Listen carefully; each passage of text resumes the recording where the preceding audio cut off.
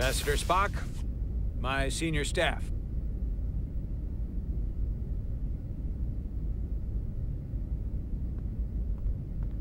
It's not every day that a captain gets to welcome a Starfleet legend aboard. You flatter me, Captain Solano. But legend implies the past tense, whereas I am very much focused on our present circumstances. I didn't mean to suggest you were stuck in the past. You're right, Ambassador. Not the most diplomatic choice of words. We're all curious about the future, Ambassador. Specifically, what exactly are we getting involved in here? We got the basics from Starfleet. Two formerly peaceful neighbors are now on the brink of war. Indeed, and the tension between them grows fiercer by the hour.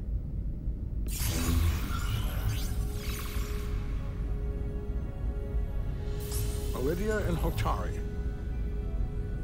The Lydians are the more advanced species. They made first contact with the Hotari over a century ago.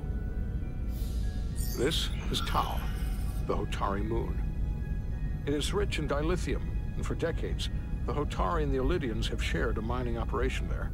The Illydians provide the technological resources, while the Hotari have served as the labor force. The stability of that arrangement was the source of their peace, until recently. The Hotari have suddenly and forcefully seized control of the mining operations and expelled the Illydians from their system. That is the official story, as told by the Hotari when they requested Federation mediation. But the details remain scant. Communications between all parties have been limited by the ionic interference. Have the Illydians retaliated against the Hotari? Or taken any action against them? Surprisingly, they have not yet responded in kind. They were open to a Federation presence, but it is unlikely the relatively primitive Hotari forces would stand a chance against the Illydian fleet in open war. Left unchecked, this conflict will result in more bloodshed, which is what we are here to prevent. And the dilithium trade hangs in the balance. Clearly, the Hotari have been exploited in this relationship.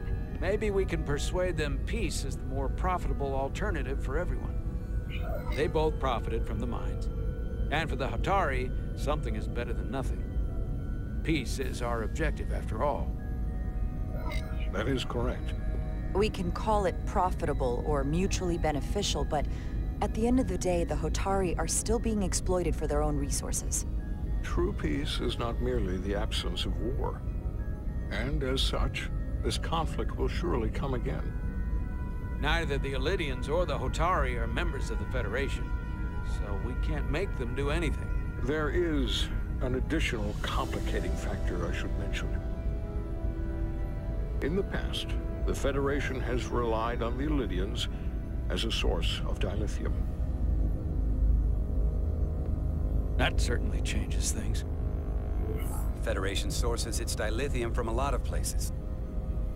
Yeah, and this is one of them. That means the Hotari have no reason to trust us. I wouldn't go that far, Commander. We are completely neutral in this matter, on neither one side nor the other. Any suggestion otherwise would compromise our position. Given the Federation's involvement in the Iridium dilithium trade, Captain Solano and I must make every effort to appear neutral in these negotiations. What worries me is if this whole thing unravels, and we're at the mercy of the storm at less than full strength. We can't let it come to that. Considering what the ion storm has done to our ship, and the Ambassador's shuttle, we have to assume the Illydian fleet has had problems with it as well. This recent surge in the energy disturbance temporarily levels the playing field. Commander Westbrook is correct.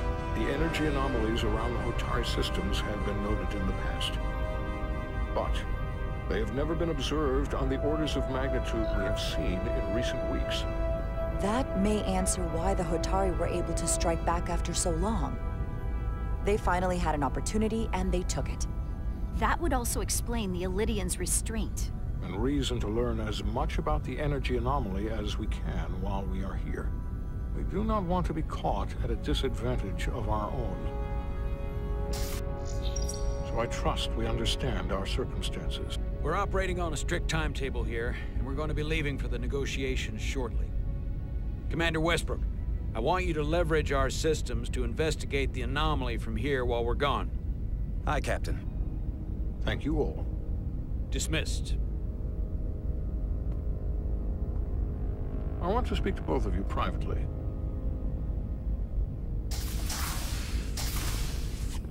Ambassador Spock, I'd like to make a formal introduction. My first officer, Commander Jara Rydek. Commander, as you are aware, there are limits to what Captain Solano and I can do in our official capacity as representatives of the Federation. But someone in an unofficial capacity, your first officer, for example, would not be bound by those restrictions. Commander Rydek could ingratiate herself to certain parties behind the scenes, where they may be more candid in revealing information that could lead to a resolution. She certainly goes her own way. Maybe that helps in this case. I'm perfectly happy to work outside the lines. And by extension, you will be doing your duty, Commander. Just not too far outside the lines. Well, I hope Commander Rydek will have more luck finding out what really happened than we will through official diplomatic channels. The fate of the negotiations, the interests of the Federation, and the prospect for peace will very